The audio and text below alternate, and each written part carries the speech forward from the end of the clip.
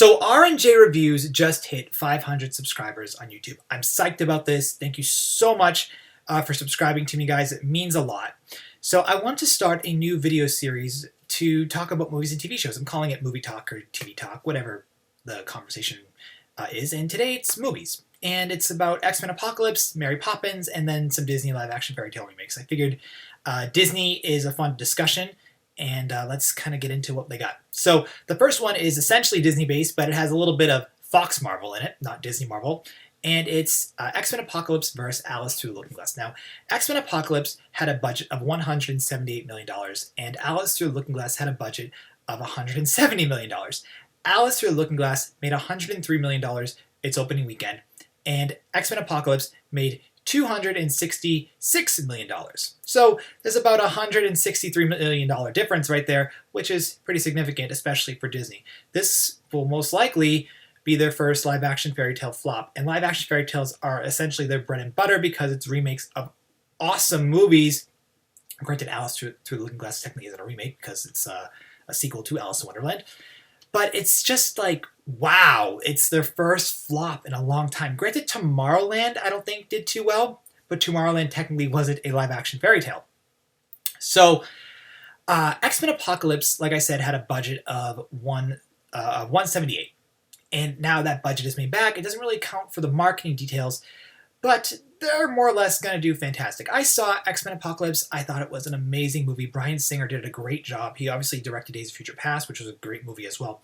X-Men Apocalypse is something special. It's definitely one of my favorite Marvel movies that I've seen, and I only can advise to go see it. I don't think the critics are being fair to it, but the audience the audiences clearly are loving it because it's doing quite well at the box office. Now, Alice Through the Looking Glass is definitely going to make back its budget, but the Johnny Depp versus Amber Heard scandal isn't helping it, and I have to say I think Johnny's innocent. Just my opinion, but I'm not going to get into a domestic abuse thing. Johnny Depp just doesn't seem like that type of guy. But I think without having Tim Burton direct Alice Through the Looking Glass, and the director of Alice Through the Looking Glass was James Bobin, and James Bobin just doesn't have a very good track record or even a very good resume. For example, he directed the Muppets movie, and then he directed Muppets Most Wanted. And then his next movie was Alice Through the Looking Glass, which, again, not so well. And then the new movie that he just got hired is the Men in Black 21 Jump Street crossover. So good luck to him. And good luck to Universal, who's producing that. He just doesn't have the best record. So I feel that without Tim Burton there, a bit of the magic was sucked away, but I feel Disney is sticking to Tim Burton, or reverse that. I feel that Tim Burton is sticking to Disney because he wants to direct the Dumbo live-action sequel, or live-action remake, which I don't even think Disney needs. Because Dumbo is just a weird one to get into live-action. So, like I said, without Tim Burton and Johnny Depp in the movie, he just seemed like he wasn't all there. It kind of had the Jennifer Lawrence feel, but Jennifer Lawrence thankfully wasn't the main character of X-Men Apocalypse, but I just felt that this was a paycheck for him. And I felt the same way for Jennifer Lawrence, but normally the other actors can't outweigh that, but Anne Hathaway and Alice was like the whole time. Mia Wasikowska was fantastic, and Sacha Baron Cohen was great too, so the acting was really good. I just felt the screenplay was a little funky, and I felt the directing wasn't that good. Either.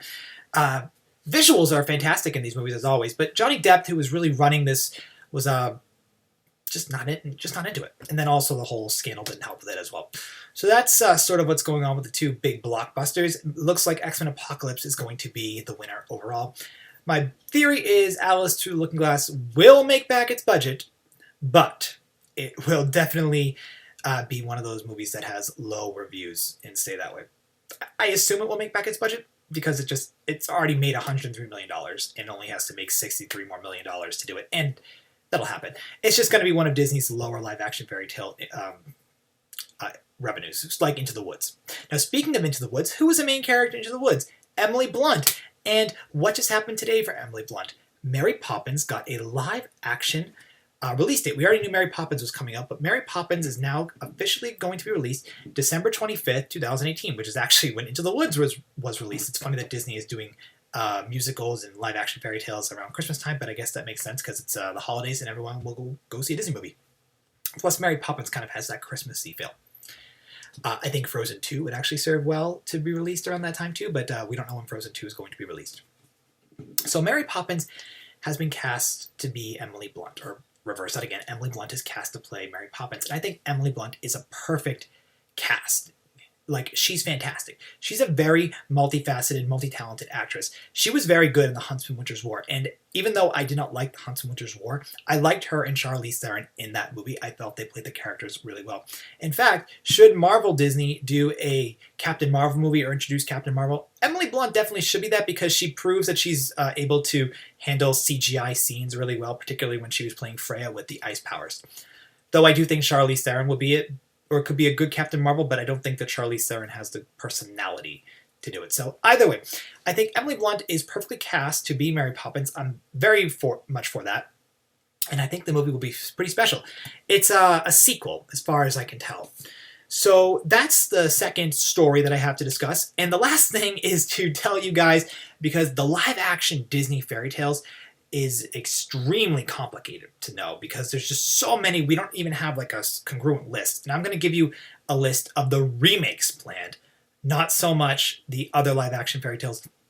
For example, the BFG, which is going to be released this July, next month, even though I'm posting this today on May, the BFG is released this in July, like I said, and that it's not a live-action fairy tale sequel or remake. It is its own original movie, because Disney never made a BFG movie prior to this. So that's kind of interesting that Disney's going in two different directions. They're doing remakes, they're doing sequels, and they're doing original fairy tales as well in live action. The BFG probably could have been a fun fairy tale animated film, but they already have Gigantic doing that. So anyway, so what do we have for live action fairy tale remakes? So what we have after the BFG, again, not a remake, is Pete's Dragon, which is going to be released this August. And I think Pete's Dragon will be okay. I was not a fan of the first one. The first one is very dated to today. But with Bryce Dallas Howard in the film, I definitely will be checking it out, because I'm a fan of Bryce Dallas Howard. So I think she'll do very well there. She's also a multi-talented, multifaceted actress who's very talented. So if you're a fan of Jurassic World and you like Bryce Dallas Howard's Claire, you should at least support her career and go see Pete's Dragon. So that's what we have for the next two live-action fairy tales. But then in 2017, we're going to be getting Beauty and the Beast, which is going to be released March 17th, 2017. And all of you should be seeing that, because that is starring Emma Watson as Belle, which is perfect casting. And I am so looking forward to seeing Beauty and the Beast. I think it's going to be fantastic. By the way, over here, I'm looking at just a list of the films, because we have a lot of films without release dates, but we have films with certain actors attached to them, or even in Dumbo's case, a director. So after Beauty and the Beast, we don't really know what's left. However, they have 4 untitled films planned. One of them is released in 2017, which is another live-action fairy tale remake. We don't know what it is. Then we have another one in 2018, again untitled, and then we have 2 in 2019, again untitled. So we have 4 untitled films, 1 to be released in 17, 1 to be released in 18, and 2 to be released in 2019. What could they be? My guess is it's going to be a live-action Little Mermaid and a live-action Aladdin, because I feel that that would be fantastic. Little Mermaid, huge box office seller. And if you guys want, I can do like a live-action Ariel discussion video, because I would love to do that. Share your thoughts in the comments below. I want to do like a what you guys think after I am done discussing what I have. If you want to contribute, just let me know in the comments below, and I'll start it up. Tweet me, Instagram me, Snapchat me. I don't care. Just send me your thoughts. So we have 4 untitled sequels or untitled remakes coming up, and then we have about, let's see, 1, 2, 3, 4, 5. Wow, I messed up. Let's see. We have 1, 2, 3, 4, 5, 6, 7, 8, 9, 10, 11, 12, 13 additional live-action fairy tale remakes. That's not including Mary Poppins. Now, Mary Poppins has a 2018 release date, but so does The Sword and the Stone. The Sword and the Stone is another live-action remake, which is fantastic. I think The Sword and the Stone is a great movie. I think Once Upon a Time kind of butchered the Camelot storyline a little bit. I wasn't a big fan. I wasn't a big fan because of the whole Brave fiasco with that movie, with that show. But either way, Sword and the Stone is the only remaining one on this list that has a release year. The rest all have actors, possibly writers, tied to it. Dumbo has a director.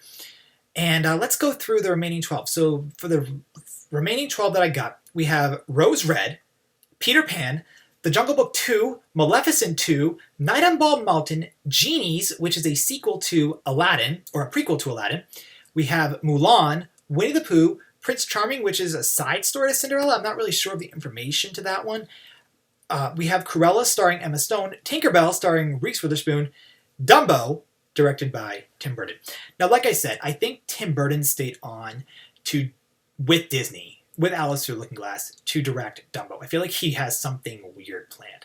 I really wish he directed Alice Through the Looking Glass, and they had better marketing for Alice Through the Looking Glass, so Alice would have done better than X-Men Apocalypse, or at least tied it. So either way, Tim Burton's Dumbo. What do you guys think about that? I just think that one's way out of right field and just a weird one. Emma Stone, she's young. She's around my age, and I think her being a Cruella de Vil is interesting, but I feel Cruella de Vil is much better older. Victoria Smurfit in Once Upon a Time is a perfect Cruella de Vil, and if you wanted to bring in a good actress to be Cruella, who's an adult, obviously I'm an adult and Emma's an adult, but I mean like, a little older than us, Victoria Smurfit on Once Upon a Time would serve as a fantastic Cruella de Vil. Then, with Mulan, the only other thing I have about Mulan is I would say Jamie Chung, who was Gogo Tamago in Big Hero 6, and Mulan on Once Upon a Time would do quite well there. I actually would think it'd be kind of nice if they brought Ming Na to play Mulan's mother. Ming Na's in her early 40s or late 40s. I know she's in her 40s. She's not 50 yet. And I feel that would be a nice homage to the original voice actress. Lea Salong is a little bit too old to play Mulan too, but that would also work if they had done Mulan like 4 years ago. Even, I guess 10 years ago now. So, what else do we have? Like I've already listed them. Rose Red, I don't have much comment on. It seems like it's a side story to Snow White because it's a Snow White and Rose Red storyline. Peter Pan, I wonder if it'll work incongruent with Reese Witherspoon's Tinkerbell. Robbie Kay did a fantastic job as an evil Peter Pan. Could he be a good Peter Pan? I think it's funny that Disney is doing another Peter Pan movie, but at the same time, or Disney's doing a Peter Pan movie on top of, how Warner Brothers had their Pan and Universal had their Peter Pan movie a while back. So I'm curious to see who they'll cast as Pan. Jungle Book 2 makes sense. It's made over $1 billion at the box office, I believe. So I think Jungle Book 2 just makes sense. But that's also why they did Alice Through the Looking Glass, because Alice in Wonderland made over $1 billion. But they need to keep the same cast of characters, including the director and the writer, to be the same in order for the movie to be as successful as it once was. Like I said, without Tim Burton, I really feel that the movie suffered. So, Jungle Book 2 needs to keep everything it can. Maleficent 2. Maleficent, the first one, was like panned critic-wise. It made almost $800 million. I think Angelina Jolie isn't doing that much, so she wants to do Maleficent 2, but I don't think it's a necessity. I would say avoid it. That's just me. I think Maleficent's a fantastic movie. I really, really enjoyed it. In fact, after the first time I watched it, I kind of hated it, but then when I went back and watched it again, I'm like, oh, Disney did a good job here. I like it. The Prince Charming story is interesting because it's clearly piggybacking off the success of Cinderella, and it'd be cool to have a movie from the perspective of a Disney prince. Genies is a prequel to Aladdin. I think if it does go into Aladdin, one of those 4 live-action fairy tale films that are untitled should be Aladdin. And I think I covered every one of them. Oh, there's Night on Bald Mountain. That was a very short segment in the Fantasia collection, and I'm curious how they're going to make over an hour and a half film of it. So, either way, that is our Disney live-action fairy tale list. I have it over one of the sides for you guys. When I film, sometimes I get a little confused. So, you can see what we have left for live-action fairy tale remakes. I'm curious to see what you guys are looking forward to the most. Share your thoughts about them in the comments below. If there's something you want me to discuss this week, I'll do more of these. I'm loving talking films and stuff. It's a great time. If there's anything about TV shows or movie news you want me to discuss, let me know in the comments below, and I'll do it. So thank you so much for tuning in. Again, thank you so much for the 500 subscribers. I really appreciate it. And we'll talk soon. Bye.